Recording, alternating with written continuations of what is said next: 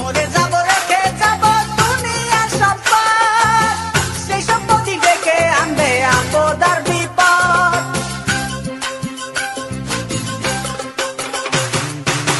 মরে যাব রেখে যাব দুনিয়ার সম্পদ, সেই সম্পত্তি ডেকে আনবে আপদ আর বিপদ।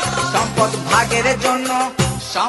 ভাগের জন্য মন মালিন্য হবে সূত্রপাত, একজনকে করবে আরেক